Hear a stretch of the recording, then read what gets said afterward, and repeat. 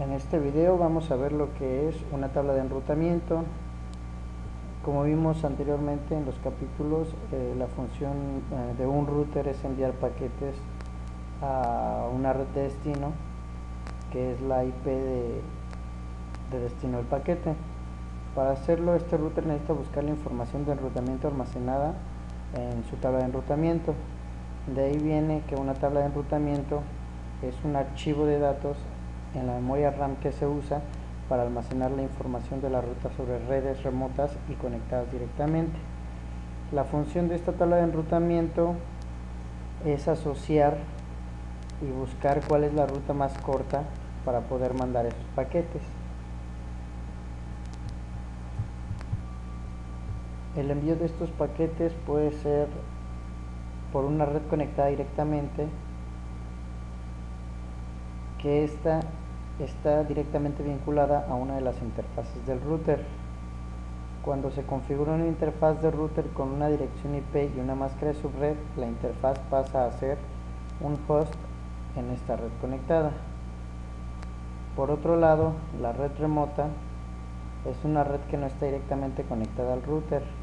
Esto quiere decir que es una red que solo puede mandar el paquete a otro destino por medio de otro router.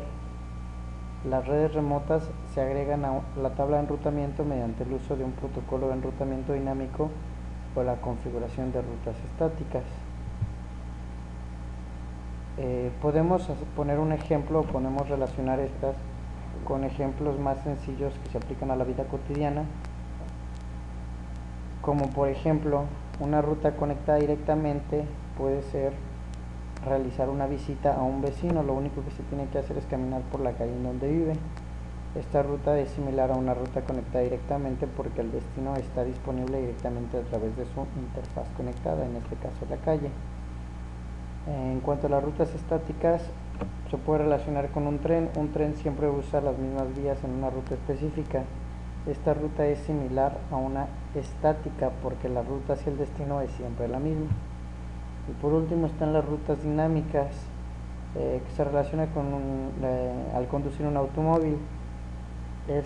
Tú puedes elegir cuando conduces un automóvil la ruta por donde quieres circular según el tráfico, el clima y otras condiciones.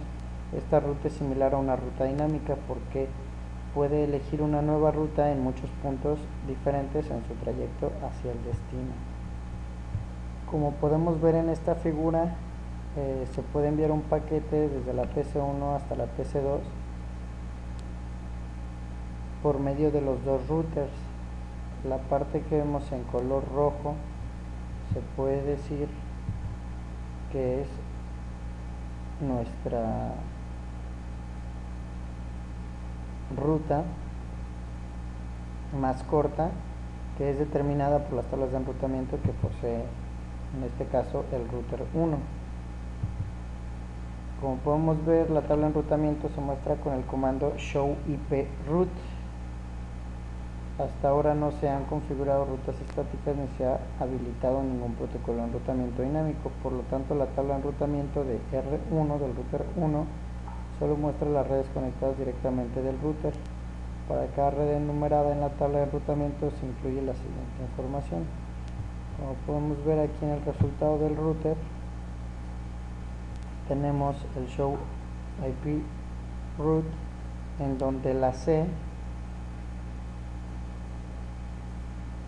representa una ruta conectada directamente, que está marcada en color naranja. Después está la dirección de red y la máscara de subred de la red remota o conectada directamente. En este ejemplo, bueno, pues las direcciones que tenemos es la 192.168.1.24 y la 192.168.2.0 diagonal 24, que son las redes conectadas directamente. También tenemos el Fast Ethernet, que es la dirección final de la entrada de la ruta, que representa la interfaz de salida o la dirección IP del router del siguiente salto. En este ejemplo, bueno, podemos ver que tanto la Fast Ethernet 0 diagonal 0 como la Serial 0 diagonal 0 diagonal 0 son las interfaces de salida que se usan para alcanzar estas redes. Cuando la tabla de enrutamiento incluye una ruta para una red remota, se incluye información adicional como la métrica de enrutamiento y la distancia administrativa. En este pequeño video vamos a ver cómo es el principio de enrutamiento. Aquí vemos que la PC1 va a enviar un ping a la PC2. Entonces el router 1 tiene una ruta a la red de la PC2, el router 2 tiene una ruta a la red de la PC2 también, y el router 3 está conectado directamente a esta. De ahí la computadora, la PC2, envía un ping de respuesta a la PC1, en donde el router 3 tiene una ruta a la red de la PC1, y el router 2 ahí no tiene una ruta a la red de la PC1. Por lo tanto, el router 2 descarta la respuesta del ping y no se puede llevar a cabo. Aquí en este otro video podemos ver el conteo de los saltos en comparación con el ancho de banda como métrica, que es aquí donde se determina la mejor ruta, y se puede observar cómo se hace un conteo.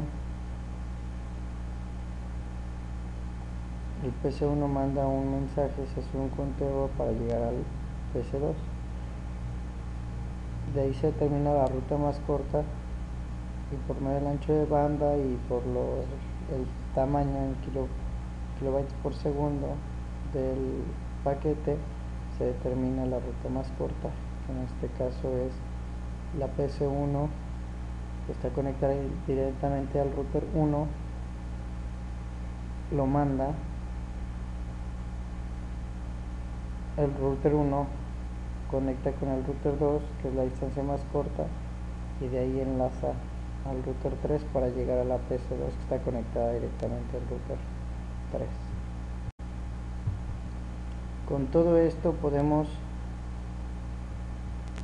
definir o concluir que la tabla de enrutamiento no es más que información guardada en la memoria RAM de los routers que nos ayudan a determinar la distancia más corta para que el paquete llegue en óptimas condiciones en menor tiempo